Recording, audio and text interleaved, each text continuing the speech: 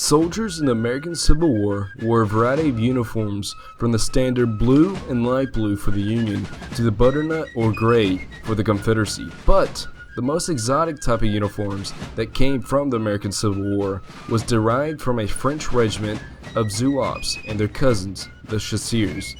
Zouaves would be seen on the battlefield from First Manassas to Appomattox, and would distinguish themselves on both sides of the war. But before we look into the American Zouaves, we need to look into where they came from. In 1831, after the French conquered North Africa and pulled out their expeditionary force, General Clausel recruited native North Africans to police the new colony. He recruited one, then two battalions of Zouaves from the Berber tribe of Zouave, or also pronounced Zouaa. This tribe used to provide troops to the Deys of Algiers and were recommended to the new French overlords for employment.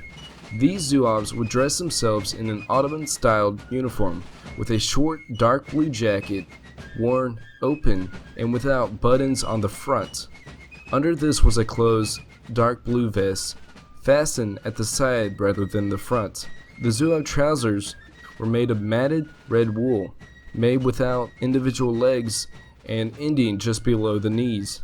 A blue sash was wrapped around the waist, covering the top of the trousers, and a pair of gaiters secured the bottom of the trousers.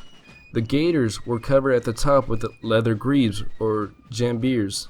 For their headgear, the Zouave wore a fez, wrapped originally in a green turban, but later the turban would be made of white cloth. Ornamentation on these uniforms was limited to red tape edgings on the jackets, at the edges and cuffs, and on the body in the form of a false pocket, known as a tambour, shaped like a circle culminating in a stem topped with a trefoil. In 1838, after the formation of the Triaries Algerians, a separate Muslim corps in the French army, all Zouave units became completely filled with Europeans. Both groups of Zouaves would distinguish themselves in many wars, like the Crimean War to the Franco-Austrian War. These troops would be known for their fighting prowess, which made them famous in the Western world. They would capture the imagination of Europeans and Americans alike in the 1850s. But it wasn't until 1860 when the Zouave craze reached its peak in America. The Zouave unit that made it popular throughout the northern states was the United States Zouave Cadets, which formed from the union of Rockford City Grays and the National Guard Cadets of Chicago. This regiment was led by a law clerk named Elmer E. Ellsworth. Ellsworth and his men toured throughout the northern states and challenged any militia group to drill competitions. They would also perform for the President James B. Buchanan and thousands of spectators. Their flashy uniforms and sharp marching style motivated many men to march off the war in the following year, with many of them becoming Zouaves themselves. Some regiments that performed outstandingly in either drill or on the battlefield were rewarded Zouave uniforms. The majority of Zouaves would fade away as the war progressed due to insufficient means to cover the uniforms and would be replaced by the standardized uniforms. However, the Zouave tradition would stay strong to the end of the war, with the last soldier being killed in the Eastern Theater was a Zouave for the 155th Pennsylvania Infantry. The first Zouave regiment to be raised for the war was the 9th New York Volunteer Infantry Regiment, or Hawkins Zouaves, which was mustered on April 23, 1861.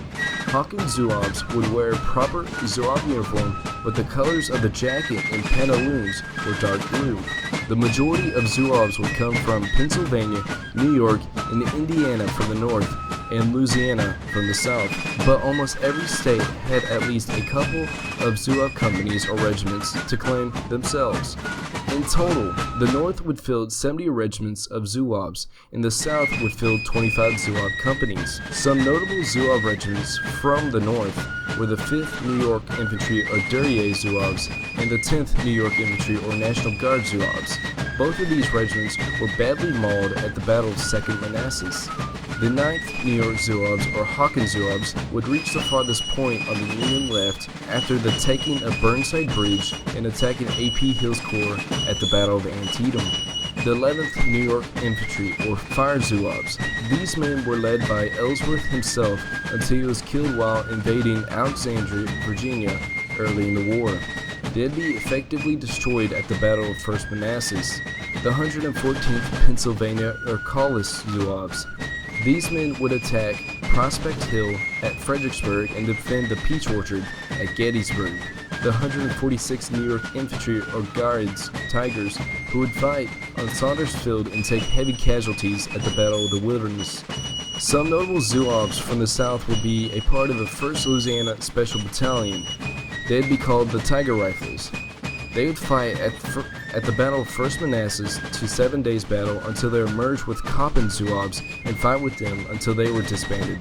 The 1st Louisiana Zouaves, or Coppin Zouaves, who would fight at Antietam and would be mustered into other Louisiana regiments due to heavy casualties suffered from that battle. Like their cousins, the American Chasseurs were also derived from French troops. The word chasseur means hunter in French. Chasseurs in the Union Army filled the roles of scouts and skirmishers, but some of the more notable being heavy infantry. The typical chasseur uniform consists of a kepi, vented coat, and pantaloons that were less baggier than the Zouave ones. The most notable chasseurs were the 14th Brooklyn, also known as Red-Legged Devils.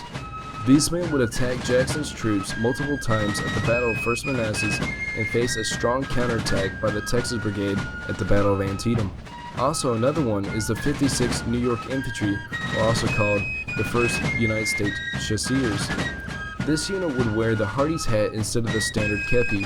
They'd be present for the majority of the battles in the Eastern Theater, but their most famous action was at Spotsylvania Courthouse, where they charged the Bloody Angle and suffered heavy casualties. Zouaves and Chasseurs were one of the unique features that come out of the American Civil War for their flashy uniforms and fighting prowess. If you'd like to see a certain topic, please put it down in the comment section below. Thanks for watching.